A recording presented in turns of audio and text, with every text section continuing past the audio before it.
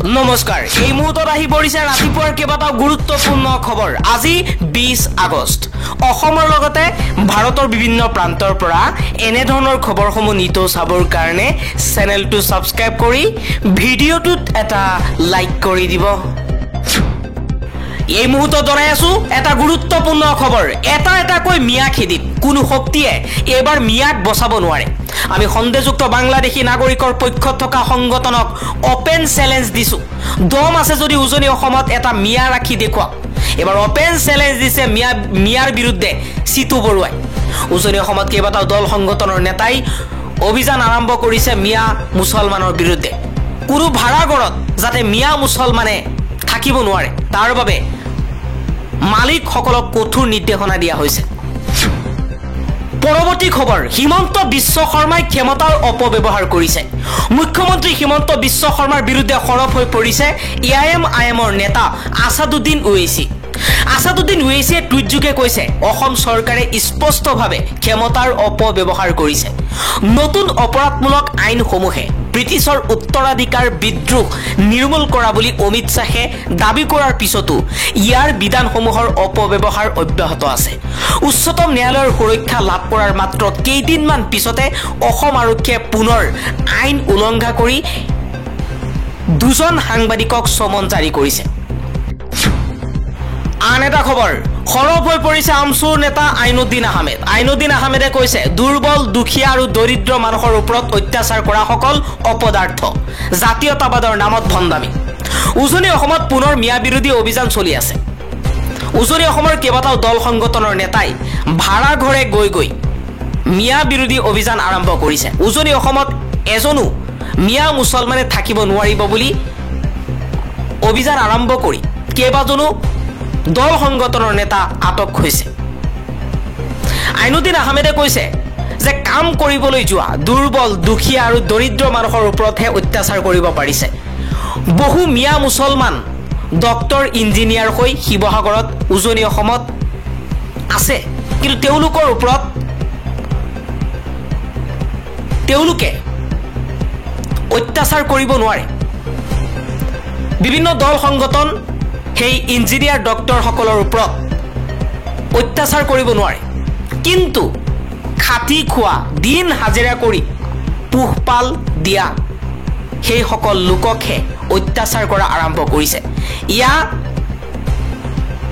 অপদাৰ্থ ভণ্ডামিৰ বাহিৰে একো নহয় বুলি মন্তব্য কৰিছে আইনুদ্দিন আহমেদে পৰৱৰ্তী খবৰ পুনৰ উজনি অসমত মিয়া বিৰোধী আন্দোলন চলিব খুংকাৰ দিছে সিতু বৰুৱাই কৈছে অসমখন প্ৰতিজন খিলঞ্জীয়া ভূমিপুত্ৰৰ পৈতৃক সম্পত্তি হয় এইখন অসম গঢ়াৰ ক্ষেত্ৰত আমাৰ পূৰ্বপুৰুষসকলৰ অৱদান আছে বাংলাদেশীৰ ইয়াত অৱদান নাই আন এটা খবৰ অৱশেষত বিজেপিত যোগদান কৰিলে প্ৰাক্তন আইপিএছ বিষয়া আনন্দ মিশ্ৰই কৈছে মই টিকট পাবলৈ বিজেপিলৈ অহা নাই বিহাৰত বিজেপিক শক্তিশালী কৰা এজন যোদ্ধা হ'বলৈহে মই বিজেপিলৈ আহিছো বিজেপিত যোগদান কৰিবলৈ মই আইপিএছৰ চাকৰি এৰিছো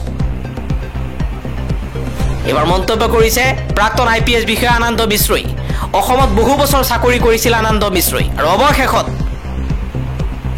বিহাৰত বিজেপিত যোগদান কৰিছে আনন্দ মিশ্ৰই পৰৱৰ্তী খবৰ মাজুলীত 60 জনতকৈও অধিক ৰোগীৰ শৰীৰত HIV সংক্ৰমণ জুটিয়া স্বাস্থ্য সঞ্চালক কিশোৰ কামানে সদৰি কৰিলে তথ্য 120খন গাঁৱত 7 দিন ধৰি সজাগতামূলক কাৰ্যসূচী গ্ৰহণ কৰা হৈছে আন এটা খবৰ উজনি অসমত মিয়া বিৰোধী অভিযানক লৈ সৰব নেমচুৰ সভাপতি বদৰুল ইছলামে কৈছে উজনি অসমত ভাৰতীয় মুছলমানক অত্যাচাৰ চলোৱা বিষয়টো ভাৰত চৰকাৰৰ গৃহ বিভাগক বিস্তাৰিতভাৱে জনোৱা হ'ব বিদেশী নামত চলিহি মুছলমানক শাৰীৰিক আৰু মানসিক অত্যাচাৰ কৰিবলৈ কাৰো অধিকাৰ নাই প্ৰয়োজনত মহামান্য উচ্চতম ন্যায়ালয়ৰ কাষ চাপিম এইটো স্পষ্ট যে 1971 চনৰ 25 মাৰ্চৰ পিছৰ লোকক আইনমতে বহিষ্কাৰ কৰাত নেমচুৰ কোনো উজৰ আপত্তি নাই পৰৱৰ্তী খবৰ বানে স্তব্ধ কৰিছে মায়ানগৰী মুম্বাইৰ জনজীৱন বন্ধ কৰা হৈছে স্কুল কলেজ ৰেল বিমান সেৱা ব্যাহত হৈ পৰিছে আজি 12 জনতকৈ অধিক লোকৰ মৃত্যু হৈছে পুনৰ বানপানীৰ কবলত পৰিছে বাণিজ্যিক চহৰ মুম্বাই ধাৰাবাহিকভাৱে হোৱা ধাৰাসাৰ বৰষুণে স্তব্ধ কৰি তুলিছে জনজীৱন। বহু পথ এতিয়া পানীৰ তলত। বিদ্যালয় মহাবিদ্যালয় বন্ধ ঘোষণা কৰা হৈছে। বতৰ বিজ্ঞান বিভাগে কৈছে এতিয়া পৰিস্থিতি শান্ত হোৱাৰ সম্ভাৱনা নাই। আগন্তুক 24 ঘণ্টাত প্ৰচণ্ড আৰু অতি প্ৰচণ্ড বৰষুণৰ আগজাননী দিছে বতৰ বিজ্ঞান কেন্দ্ৰই। আন এটা খবৰ, সমগ্ৰ অসমবাসীৰ বাবে ভাল খবৰ। গুৱাহাটীত স্থাপন কৰা হ'ব IIM। 550 কোটি টকা আবণ্টনেৰে লোকসভাত গৃহীত হৈছে বিধেয়ক। বিহাৰত নিৰ্বাচনী তালিকাৰ বিশেষ কঠোৰ পুনৰীক্ষণ বিষয়ক লৈ বিৰোধীয়ে প্ৰতিবাদ অব্যাহত ৰখাৰ সময়তে কেন্দ্ৰীয় শিক্ষামন্ত্ৰী ধৰ্মেন্দ্ৰ প্ৰধানে ভাৰতীয় ব্যৱস্থাপনা প্ৰতিষ্ঠান সংশোধনী বিধেয়ক 2025 উত্থাপন কৰে। কণ্ঠস্বৰ ভোটৰ জৰিয়তে বিধেয়কখন গৃহীত হোৱাৰ পাছতেই লোকসভাৰ কাৰ্যসূচী দিনটোৰ বাবে স্থগিত ৰখা হয়। এই আইনৰ খচৰা অনুসৰি ৰাজ্যখনৰ সৰ্বাংগীন উন্নয়নৰ বাবে কেন্দ্ৰ, অসম চৰকাৰ আৰু সংযুক্ত মুক্তিবাহিনী অসম অৰ্থাৎ আলফাৰ প্ৰতিনিধিয়ে বুজাবুজিৰ চুক্তিত স্বাক্ষৰ কৰে। পৰৱৰ্তী খবৰ, জৱাহৰলাল নেহৰুৱে সিন্ধু জলসন্ধিৰ বাবে পাকিস্তানক 85 কোটি টকা দিছিল। কেন্দ্ৰীয় মন্ত্ৰীৰ এই দাবী।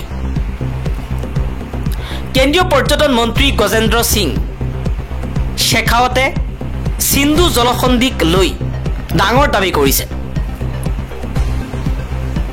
তেওঁ কৈছে 2 বছৰৰ পাছত যেতিয়া এই সন্দৰ্ভত প্ৰশ্ন উত্থাপন হৈছিল তেতিয়া নেহৰুৱে প্ৰশ্ন কৰাসকলৰ বিৰুদ্ধে অপমানজনক মন্তব্য কৰিছিল। কেন্দ্ৰীয় মন্ত্ৰীগৰাকীয়ে কয় যে ভাৰতত বৈ যোৱা 6খন নদীৰ বিভাজন স্বাধীনতাৰ প্ৰায় 13 বছৰৰ পিছত ঘটিছিল। তেওঁ অভিযোগ কৰে যে তেতিয়াৰ প্ৰধানমন্ত্ৰী নেহৰুৱে কৃষকৰ ভৱিষ্যতক সমস্যাত পেলাই পাকিস্তানক পানী দিবলৈ সন্মত হৈছিল আৰু ইয়াৰ মূল্য দেশৰ কৃষকসকলে দিবলগীয়া হৈছিল। আন এটা খবৰ, ভোট গ্ৰহণ প্ৰক্ৰিয়াক স্বচ্ছ কৰাৰ বাবে নিৰ্বাচন আয়োগৰ 6 মাহত 28টা কাৰ্যসূচী গ্ৰহণ। নিৰ্বাচন আয়োগৰ ভূমিকা, নিৰপেক্ষতা আদিও সন্দেহৰ আৱৰ্তত আছে। তাৰ মাজতে নিৰ্বাচন আয়োগে নিৰ্বাচন প্ৰক্ৰিয়া স্বচ্ছ কৰাৰ বাবে 28টাকৈ পদক্ষেপ গ্ৰহণ কৰা বুলি উল্লেখ কৰিছে। লোকসভাৰ বিৰোধী দলপতি ৰাহুল গান্ধীয়ে দাবী কৰি আহিছে যে মুঠ 6 প্ৰকাৰে ভোটৰ ক্ষেত্ৰত ৰিগিং অব্যাহত আছে। আনকি 2024 চনৰ লোকসভা নিৰ্বাচনতো কংগ্ৰেছ নেতাগৰাকীয়ে নিৰ্বাচন আয়োগৰ সহায়তে বিজেপিয়ে বহু আসন লাভ কৰি চৰকাৰ গঠন কৰিছে বুলি দাবী কৰিছে। ৰাহুলে উত্থাপন কৰা অভিযোগৰ স্পষ্ট উত্তৰ এতিয়ালৈকে দিব পৰা নাই যদিও অৱশ্যে আয়োগে সংবাদমেলৰ জৰিয়তে ৰাহুল গান্ধীক শপতনামা দাখিল কৰিবলৈহে নিৰ্দেশনা দিছে। ৰাহুলৰ অভিযোগক ভিত্তিহীন আখ্যা দিছে, কিন্তু প্ৰতিটো প্ৰশ্নৰ সঠিক উত্তৰ এতিয়ালৈকে দিব পৰা নাই নিৰ্বাচন আয়োগে। পৰৱৰ্তী খবৰ, এফালে উচ্ছেদ আৰু আনফালে আদানীক মাটি দিছে চৰকাৰে। 3000 বিঘা জনজাতীয় লোকৰ ভূমি আৰু অসম জুৰি প্ৰতিক্ৰিয়া। অসমত চিমেণ্ট কোম্পানীক 3000 বিঘা ভূমি আবণ্টনক লৈ আশ্চৰ্য হৈ পৰিছে গুৱাহাটী উচ্চ ন্যায়ালয়ৰ এজন ন্যায়াধীশ। অসমৰ 6ষ্ঠ অনুসূচীৰ অধীনত সংবিধানে বিশেষ অধিকাৰ প্ৰদান কৰা পাহাৰীয়া জিলা ডিমা হাছাওৰ উত্তৰ কাছাৰ পাৰ্বত্য স্বায়ত্তশাসিত পৰিষদ এলেকাত 3000 বিঘা মাটি গতাই দিয়া হৈছে এটা চিমেণ্ট কোম্পানীক। অসমৰ মিনি ছুইজাৰলেণ্ড হিচাপে পৰিচিত বা সৌন্দৰ্যৰ ৰম্যভূমি ডিমা হাছাও জিলাত 3000 বিঘা পৰ্যন্ত ভূমি মহাবল নামৰ এটা চিমেণ্ট কোম্পানী গতাই দিয়াৰ ঘটনা শুনি শেহতীয়াভাৱে আশ্চৰ্য প্ৰকাশ কৰি হতভম্ব হৈ পৰিছে গুৱাহাটী উচ্চ ন্যায়ালয়ৰ এজনীয়া বিচাৰপীঠ। মাত্ৰ এটা চিমেণ্ট কোম্পানীক সংবিধানে বিশেষভাৱে সুৰক্ষা দিয়া পাহাৰীয়া জিলাখনৰ উমৰাংচুৰ নৱদী নং কুক্ৰ গাঁৱৰ সমীপত মহাবল চিমেণ্ট প্ৰাইভেট লিমিটেড নামৰ কোম্পানীটোত 3000 বিঘা ভূমি আবণ্টন দিয়া প্ৰক্ৰিয়াটো ন্যায়ালয়ৰ মজিয়াত পোহৰলৈ অহাৰ লগে লগে সমগ্ৰ অসম জুৰি হাহাকাৰ লাগিছে। এয়া হৈ পৰিছে এক ৰাজনৈতিক ইস্যু। আন এটা খবৰ, বিটিআৰত কোনো দ্বিতীয় শ্ৰেণীৰ নাগৰিক থাকিব নালাগে, সকলো প্ৰথম শ্ৰেণীৰ নাগৰিক হ'ব লাগে। মুখ্যমন্ত্ৰী হিমন্ত বিশ্ব শৰ্মাৰ এই প্ৰতিক্ৰিয়া। মুখ্যমন্ত্ৰী শৰ্মাই কৈছে যোৱা 22 বছৰত বিটিচিৰ সমস্যা সমাধান কৰিব পৰা নাই। বহু সমস্যা এতিয়াও আছে। স্কুল, কলেজ, বাট পথ, চৰকাৰী আঁচনি আদিৰ পৰা বহু অঞ্চল পিছুৱাই আছে। বিটিচিত অৰুণোদয় চৰকাৰী গৃহ পাবলৈ বিচিডিৰ মূৰৰ ওপৰত তেল দিব লাগে। বিটিচিৰ নিৰ্বাচনক লৈ এতিয়া তৎপৰ হৈ পৰিছে বিজেপি। বিটিচি দখল কৰিবলৈ হিমন্ত বিশ্ব শৰ্মাই বিজেপিৰ ছত্ৰছায়াতেই এক নতুন ৰণকৌশল ৰচনা কৰিছে। সকলো জাতি জনগোষ্ঠীৰ লোকে চৰকাৰে আঁচনিৰ দ্বাৰা লাভ পাব লাগিব। নিৰ্বাচনী সভাত এই মন্তব্য কৰিছে মুখ্যমন্ত্ৰী হিমন্ত বিশ্ব শৰ্মাই। এইবাৰ বিটিচিত অকলেই খেলিব নিৰ্বাচন বিজেপিয়ে। হাগ্ৰামা মহিলাৰী প্ৰমোদ বড়োৰ লগত নহয়, এইবাৰ অকলেই বিটিচি দখল কৰাৰ কুচকাৱাজ আৰম্ভ কৰিছে বিজেপিয়ে।